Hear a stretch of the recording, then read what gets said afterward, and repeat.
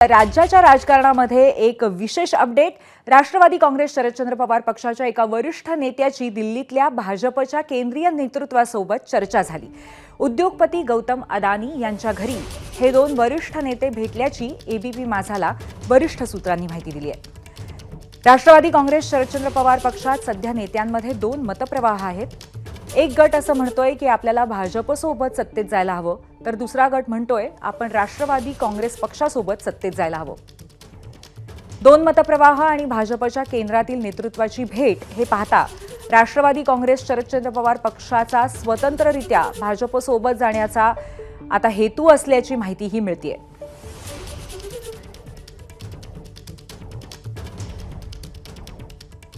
यातले महत्त्वाचे मुद्दे पाहूयात. दोन मतप्रवाह आहेत राष्ट्रवादी शरदचंद्र पवार पक्षामध्ये.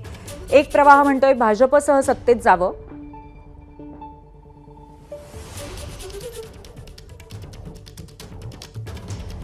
आणि दुसरा प्रवाह असं म्हणतोय अजित पवारांच्या राष्ट्रवादीसह सत्तेत जावं.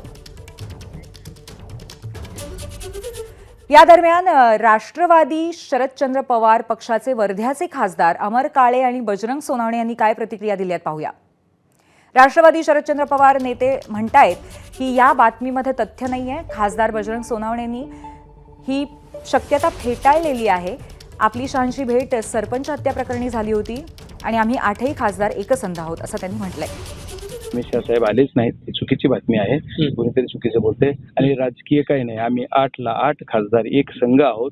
आमचे सगळे आमदार आमच्या सोबत आहेत. कुठेही काही होणार नाही. तुम्हाला जसं वाटतंय, कुणाच्या भावल्या वाटतात, कुणाचं स्वप्न वाटते, तसं काही घडणार नाही. खूप खूप धन्यवाद. आपण खासदार म्हणून असं की काही खासदारांना असं वाटतं की आपण सत्तेत सहभागी झालं पाहिजे. मला माहित नाही, ज्यांना वाटतंय त्याचं. मी पवार साहेबाचा खासदार आहे, पवार साहेबासोबत आहे. अशा पद्धतीची चर्चा ही अद्यापपर्यंत पक्षाच्या पातळीवर कुठल्याच पद्धतीने झालेली नाही आहे.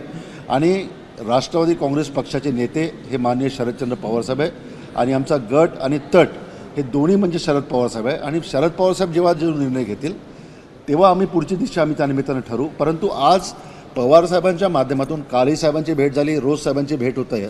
परंतु इतक्या भेटीच्या माध्यमातून एकहीदा पवारसाहेबांनी या प्रश्नाच्या बद्दल आमच्या 8 पैकी एकाही खासदाराला विचारणा केलेली नाहीये. एबीपी माझा, उघडा डोळे बघा नीट.